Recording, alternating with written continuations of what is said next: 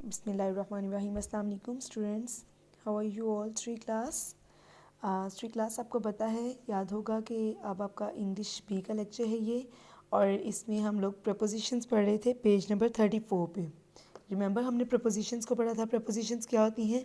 Preposition of something. ठीक है, तो ये हमें क्या बताती हैं? It tells us where the setting is. We have already learned that prepositions are words which tell us where something is, कि कौन सी चीज़ कहाँ पर है, कोई चीज़ कहाँ पर मौजूद है। जैसे कि मैंने आपको कल इसकी भी एग्जांपल दी थी। हम लोगों ने ये भी पढ़ा था, the baby birds are sitting on the tree, on the branch. ठीक है, इन एंड ऑन का यूजेज हमने पढ़ा था ना, कि इन कहाँ पे यूज़ होगा, ऑन कहाँ पे यूज़ होगा, और जहाँ पे इन लगेगा वो उसका मतलब है मे किसी चीज़ में।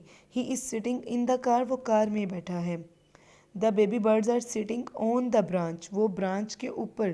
बेबी बर्ड्स परिंदे के बच्चे जो हैं वो शाखों के ऊपर बैठे हैं।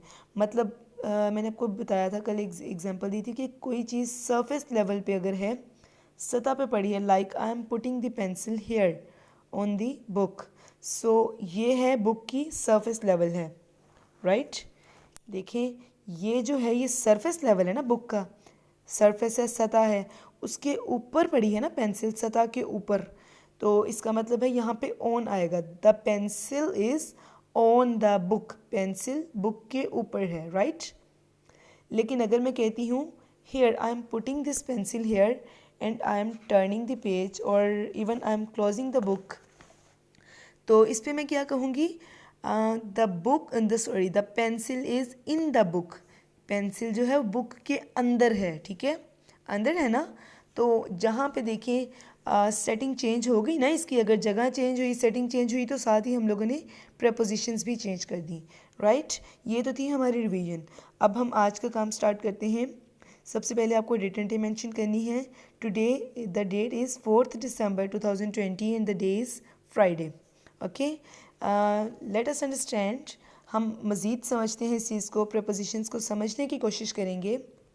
कहते हैं copy the following sentences in your notebook, complete them with the help of the list given below. यहाँ पर उन्होंने हमें 4 प्रपोजिशंस दे दिए हैं और 4 ही फिल इन द ब्लैंक्स है। हमने क्या करना है? सूटेबल प्रपोजिशन से हमने ब्लैंक्स को फिल करना है।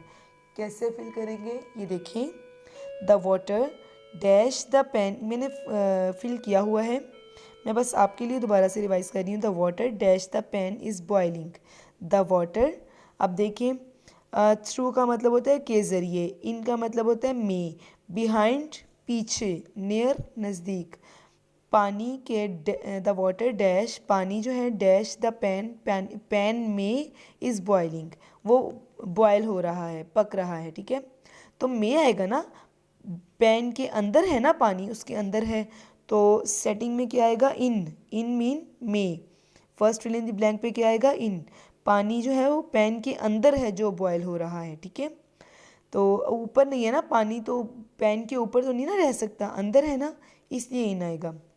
सेकंड में है there is a small cottage, एक छोटा सा कॉटेज है, डैश द ट्रीज़, एक छोटा सा कॉटेज कहाँ है? बिहाइंड द ट्रीज़ भी आ सकता है, लेकिन यानी कि कॉटेज कहाँ है? दरख्तों के पीछे है। दरख्तों के पीछे मोस्टली जो होता है वो दीवारें होती हैं, है ना। तो नियर द ट्रीज़, कॉटेज कहाँ है? नियर द ट्रीज़, ट्रीज़ के करीब है एक छोटा सा कॉटेज बना हुआ है, एक झोंपड़ी जिसे भी कह लें।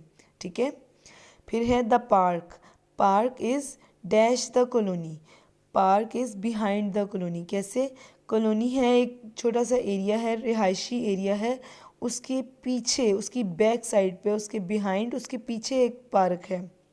कॉलोनी के अंदर, बिल्कुल घर के अंदर तो वो लॉन होते हैं ना, घर के अंदर पार्क नहीं हो सकते, इसलिए the park is not in the street, the park is behind the colony. ठीक है, फिर है the girl was walking dash the forest, the girl was walking through the forest, वो जंगल में से गुजर रही थी, लड़की जंगल में से गुजर रही थी। ठीक है, तो ये है। नेक्स्ट हम प्रैक्टिस करते हैं जल्दी से। कहते हैं copy this sentences in your notebook, complete them by using the propositions, correct preposition. Correct preposition को यूज़ करते हुए हमने इनको सेलेक्ट करना है। फर्स्ट में है डेफिन डिडंट टॉक टू स्टेला, डेफिन ने स्टेला से बात नहीं की बिकॉज क्योंकि शी वॉज एंग्री, क्योंकि वह नाराज़ थी। आगे उन्होंने दो ऑप्शन दे दिए हैं प्रपोजिशन के, वो कहते हैं इनमें से करेक्ट प्रपोजिशन को आपने सेलेक्ट करना है। शी वॉज एंग्री, वो नाराज़ थी, विद फॉर हर, क्योंकि वो नाराज़ थी, हर उससे। अब इसमें विद उससे नाराज़ थी ना, उसके साथ नाराज़ थी, उससे नाराज़ थी। फॉर का मतलब होता है के लिए, वो उसके लिए नाराज़ नहीं थी ना। स्टेला डेफिन से, डेफिन डिडंट टॉक, सॉरी, डेफिन स्टेला से नाराज़ थी, इसलिए उसने उससे बात नहीं की। तो हम यहाँ पे क्या सेलेक्ट करेंगे, विद सेलेक्ट करेंगे, ठीक है, या टिक करेंगे। सेकंड में है I am very fond dash flowers, on या ऑफ। बेटा यहाँ पे ऑफ, हमने यहाँ पे जब भी फॉन्ड आ जाता है, FOND फॉन्ड आ जाता है, तो ये एक इडियम है, फॉन्ड ऑफ मतलब शौकीन होना, ठीक है।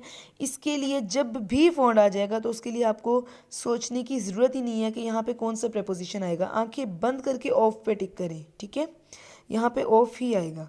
I am very fond of flowers, मैं फ्लावर्स की बहुत शौकीन हूँ, ठीक है। थर्ड में है, third and the last one is the clown. Clown कहते हैं मस्खरा को, जो जोकर होता है, जो मस्खरा होता है, जो लोगों को हंसाता है।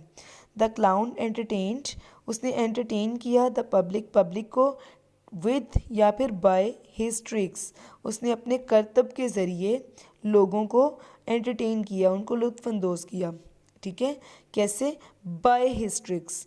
अब बाय कैसे आएगा बेटा, बाय का मतलब होता है के ज़रिए, विद का मतलब होता है से, उसने अपने ट्रिक्स से तो नहीं ना एंटरटेन किया, उसने अपने ट्रिक्स के ज़रिए एंटरटेन किया ना लोगों को, पब्लिक को, तो यहाँ पे बाय आएगा, ठीक है। जैसे कि कहते हैं बाय और भी काफ़ी जगहों पे आता है, जैसे कि हाँ, जैसे कि कहते हैं please confirm my order by email, तो ईमेल के ज़रिए मेरा ऑर्डर कंफर्म कर दें, ठीक है, तो वो बाय आएगा। फिर अगर बाय बस भी आता है, बाय कार, बाय ट्रेन, इन सब के साथ भी बाय आता है, जो भी कन्वेंसेस वगैरह होते हैं इनके साथ भी बाय आता है। जैसे कि कहते हैं ही ट्रेवल्ड बाय बस, उसने बस के ज़रिए सफ़र किया, ही ट्रेवल्ड बाय कार, उसने कार के ज़रिए सफ़र किया, या ही reached at his destination by train, वो ट्रेन के ज़रिए अपनी मंजिल पर पहुंचा, ठीक है। तो बाय का मतलब क्या होता है, के ज़रिए, इसलिए हमने यहाँ पर बाय यूज़ किया। जैसे हाँ, इसी तरह से ही है, तो आप लोगों ने यहाँ पर बाय टिक करना है, ठीक है। यहाँ तक हम निशान लगा लें आप, और इनको लर्न करना है और प्रपोजिशंस को अंडरस्टैंड करना है आपने कि प्रपोजिशन हैं क्या, ठीक है। और इसके अलावा इन के साथ इन और ऑन, इन और ऑन से बनने वाले, यानी कि कुछ ऐसे टू टेंसेस, सेंटेंसेस इन वाले और टू सेंटेंसेस ऑन वाले, आपने 4 सेंटेंसेस लिखने हैं ऐसे जिनमें इन और ऑन यूज़ हो रहा है एज प्रपोजिशन, यानी कि जिसमें आप कुछ भी लिख सकते हैं ना, कोई भी सिंपलेस्ट टेंसेस भी लिख सकते हैं, जिसमें आप बताएं सेंटेंस में the book is on the table, the pencil is in the bag, जैसे कि मैंने अभी किया था, the pencil is in the book. आप कर सकते हैं the bag is in the cupboard.